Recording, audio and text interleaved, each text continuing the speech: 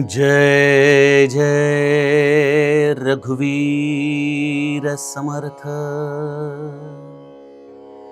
मना कल्पना कल्पिता कल्पकोटी,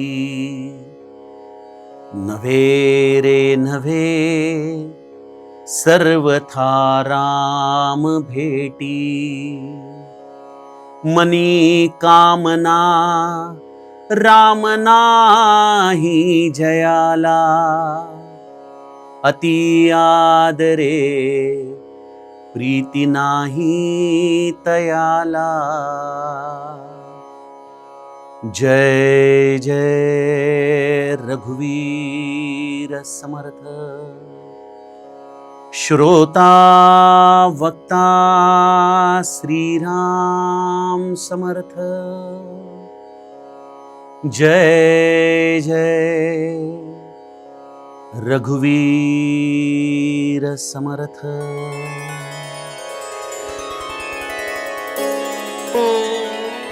श्रीराम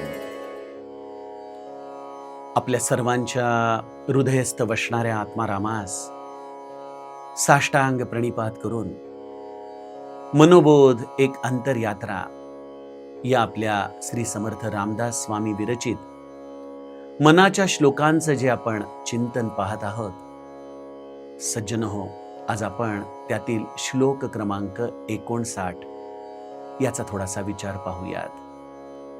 समर्थ आपल्याला जीवनामध्ये धन्यता प्राप्त होण्याची उपासना काय आहे, आपल्या अंतरंगाच्या विचारांची भूमिका काय आहे, हे समजावून गेल्या 2 श्लोकांमध्ये सांगत आहेत।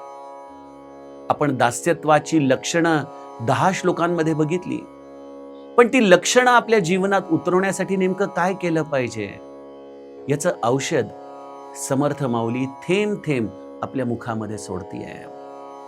पहिले तर औषधाचा थेंब आहे रामनाम, दुसरं सत्क्रिया भक्ती उपासना, उदासीन वृत्ती आणि मनाची मोकळी अवस्था।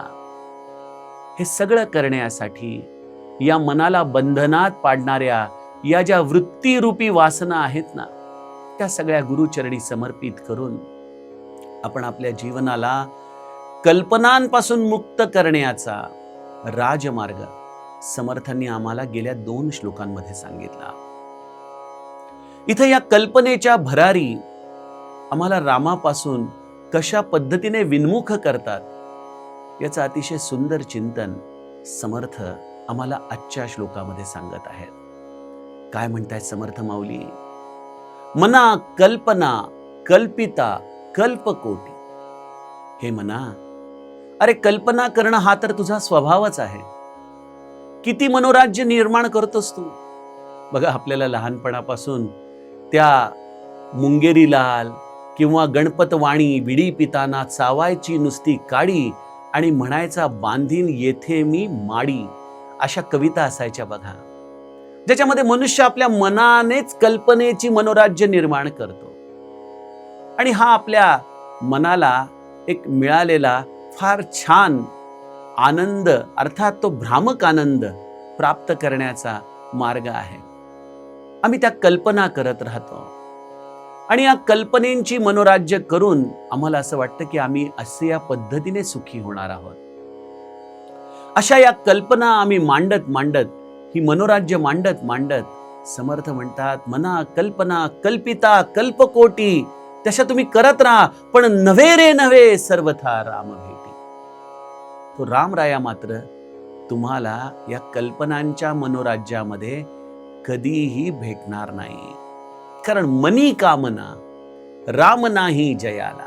ज्याच्या मनामध्ये कामना आहेत, इच्छा आहेत, त्या कामनांची पूर्ती कदाचित तुम्हाला या भक्तीमध्ये होईल, पण अति आदरे प्रीती नाही तयाला। ज्याच्या मनामध्ये अत्यंत आदराने या रामाविषयी प्रीती नाही, त्याला त्या रामाची भेट ही कदापि होऊ शकत नाही। सज्जनो, हा श्लोक समजायला कदाचित थोडासा अवघड असेल, म्हणून मी त्याला गुरुकृपेने जितका सोपा करता येईल तेवढा सोपा करून तुम्हाला सांगतो। मला आठवतं लहानपणी आम्ही अहमदनगरला राहायला होतो। माझं शालेय शिक्षण त्या कोर्ट गल्लीमधल्या दादासाहेब चौधरी या शाळेमध्ये झालेलं. आणि मला आठवतं की आमची काकू, माझी आई, आणखीन काही आमच्या गल्लीतल्या बायका नवरात्रामध्ये केडगावच्या यात्रेला जायचे. केडगावची देवी ही अनेक लोकांना अत्यंत प्रिय आणि तिच्या दर्शनाला आम्ही लहान असल्यामुळं आई बरोबर जायचो. बरंच अंतर असायचं, चालत चालत जायचो, कधी बसनी जायचो. आणि जसं मंदिर जवळ यायचं ना, तशी आमची नजर भिरभिरायला लागायची, कारण मंदिराच्या बाहेर फार मोठी जत्रा मांडलेली असायची, खूप सारी खेळणी असायची, खाऊचे पदार्थ असायचे. आणि आम्हाला त्या देवीच्या दर्शनामध्ये रस नसायचा. टू बी ऑनेस्ट, आम्ही जायचो कशासाठी की आईकडून या जत्रेमधून काहीतरी खेळणी मागवता येतील. आणि मग जसं जसं मंदिर जवळ यायला लागायचं तसा तसा आमचा हट्ट वाढायचा. आम्ही आईच्या हाताला धरायचो, कधी कधी पदराला धरायचो, म्हणायचो आई पहिले खेळणी घ्यायची, पहिले खाऊ खायचा, जाऊत ना देवीच्या दर्शनाला, काय घाई आहे. आणि आई म्हणायची नाही नाही, पहिले देव दर्शन करायचं आणि येताना बघूत मग काय करायचंय ते. हा आमचा माय लेकराचा संघर्ष चालायचा. आई आम्हाला कित्येकदा ओढत ओढत देवाकडे न्यायची आणि आम्ही आईला ओढत ओढत खेळण्याच्या दुकानांकडे घेऊन जायचो. सज्जनो, मला असं वाटतं ना की मनुष्य हा फक्त देहाने वाढत जातो, त्याच्या वृत्ती, त्याच्या सवयी या तशाच असतात. आज आईच्या जागी ही गुरुमाऊली आमच्या हाताला धरून आम्हाला रामाकडे नेतीये. पण ही गुरुमाऊली रामाकडे नेत असताना आम्ही गुरुमाऊलीला मात्र प्रपंचाकडे ओढतोय. अगं पहिले प्रपंच, हे गुरुमाऊली, अरे पहिले प्रपंचाची सुख भोगू दे, पहिले तो आनंद घेऊ दे. रामराया कुठे जातोय, तो आहे तिथंच. गुरु देखील आमचा मोठा वस्ताद आहे. बऱ्याचदा आम्हाला तो म्हणतो की मला तुझ्या सवयी चांगल्या माहिती आहेत बेटा, तू एक खेळणं घेशील, मग दुसऱ्या खेळण्याच्या दुकानासमोर थांबशील, म्हणशील की तिथलं चांगलं होतं पण त्याच्यापेक्षा इथं चांगलं आहे. एक खाऊ खाशील पण म्हणशील दुसरा खाऊ पण मला पाहिजे. तू असा माझाही वेळ वाया घालवशील आणि स्वतःचंही कल्याण करून घेशील. मी त्यामुळे तुला सोडणार नाही, तुझ्या हाताला धरून पहिले रामदर्शनाकडे तुला नेणार. सज्जनो, हा नेमका काय प्रांत आहे हो? आम्ही जीव काय करतोय नेमकं? आम्ही जीव एकच गोष्ट करतोय, मना कल्पना कल्पिता कल्पकोटी. कल्पना करत राहणं, कल्पनेची मनोराज्य मांडणं, या खेळामध्ये आनंद आहे, त्या खेळामध्ये आनंद आहे. मला वाटतं लहानपणीचे खेळ बदलले आणि आता मोठीपणीचे खेळ सुरू झाले. हे घर पाहिजे, हा बंगला पाहिजे, ही गाडी पाहिजे, हा मोबाईल पाहिजे, हे ड्रेस पाहिजेत, असा लौकिक पाहिजे, लोकांकडून मला हे हारतुरे पाहिजेत, ही उपाधी पाहिजे.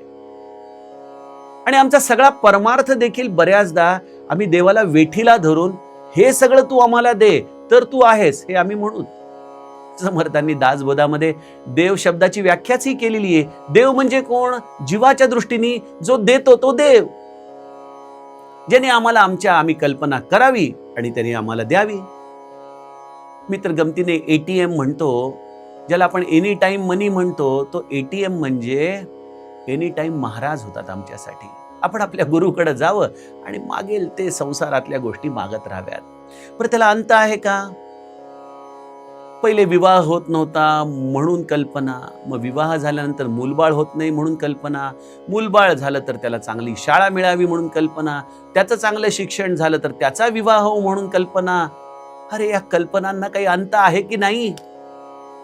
किती कल्पना, कल्पिता कल्पकोटी, कल्पकोटी कल्पकोटी. मला ते लहानपणी ती सोन्याचं अंड देणारी कोंबडीची गोष्ट आठवली की त्या माणसाला ती सोन्याचं अंड देणारी कोंबडी होती आणि त्याचा स्वार्थ इतका वाढत गेला की एक दिवशी तो म्हणाला की या कोंबडीला मारावं आणि तिच्या पोटातली सगळी सोन्याची अंडी एकत्र घ्यावीत. आणि हे करण्याच्या नादामध्ये त्यांनी त्या कोंबडीला मारलं. अंडी तर त्याला सोन्याची काही मिळाली नाहीत, पण त्याच्या भाग्यामध्ये जे होतं ते देखील हिरावून घेतलं गेलं. आम्हाला राम देखील असाच हवाय ना, आमच्या प्रपंचाला सुख देणारा, अनुकूलता देणारा, आमच्या मनाप्रमाणे आमच्या इच्छांची पूर्तता करणारा. आणि रामराया देखील इतका आमचा खट्याळ आहे ना, तो त्याची भक्ती ही लपवून ठेवतो. तो ज्याला या बाह्यांगाच्या आधाराने गोष्टी देऊन त्याला परत पाठवता येत असेल त्याला परत पाठवतो. कोणाला संसाराचं सुख देऊन परत पाठवतो, कोणाला त्यांच्या व्याधी आधींचं निवारण करून दूर पाठवतो, कोणाला आणखीन काहीतरी मनासारखं देऊन परत पाठवतो, पण त्याच्या निर्मळ भक्तीचा कंठा मात्र तो कोणाला देत नाही, कारण ते मागणारा कोणी येतच नाही.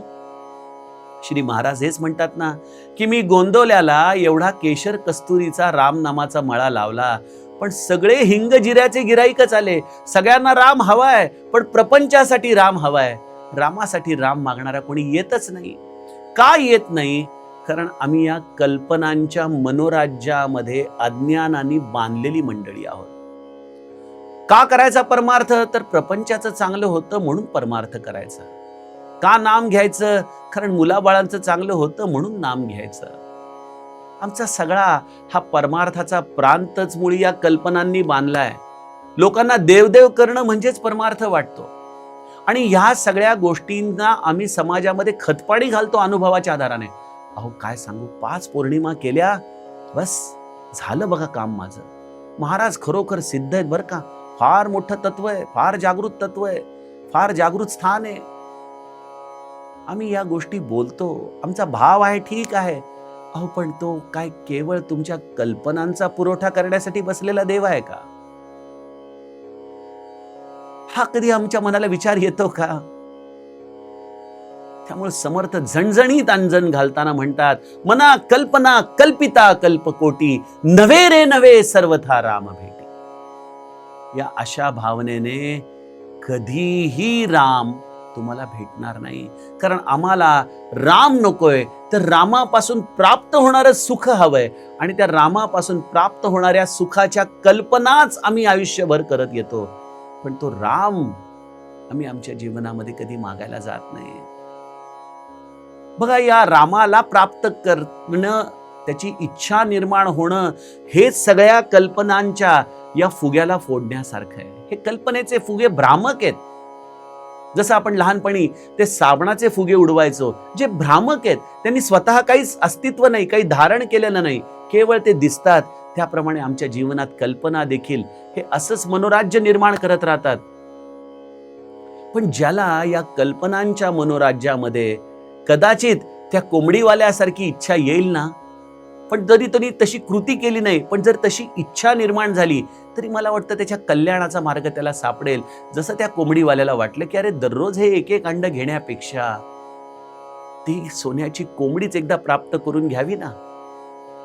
मला असं वाटतं की आमच्या मनासारखी सुख देणारा तो राम, तोच जर प्राप्त झाला, तर तो खऱ्या अर्थाने सुखधामच आम्हाला मिळाल्यानंतर अजूनही सुखाची अभिलाषा ती काय राहणार?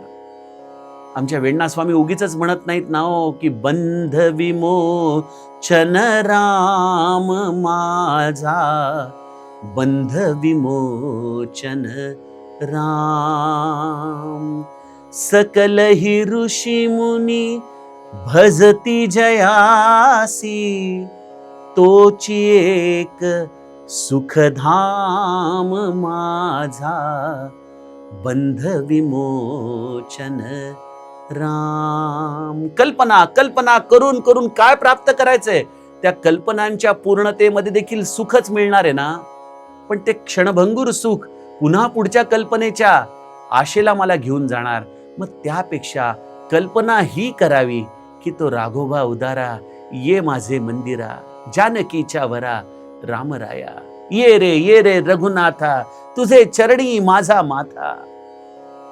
बघा, कल्पनांना अंत नाहीये, कल्पना थांबवू नयेत. मी तर या मताचा आहे, आणि समर्थांनी पुढे जाऊन माझ्या या मताला एक प्रकारे अनुमोदन देखील दिलेलं आहे की स्फुरे विषयी कल्पना ते अविद्या, स्फुरे ब्रह्म रे जाण माया सुविद्या. कल्पनेचा इथं आपल्याला फुगा फोडायचा नाहीये, कल्पना करायचीच आहे. तर ह्या रामापासून छोटी छोटी सुख जर एवढा आनंद देणारी आहेत, तर तो रामच किती सुखमय असेल याचा विचार करावा ना, आणि तो रामच प्राप्त करून घ्यावा. या छोट्या सुखांना त्यागून द्यावं. कारण आपण समजून घ्यावं की हा राम फार हुशार आहे, खट्याळ आहे.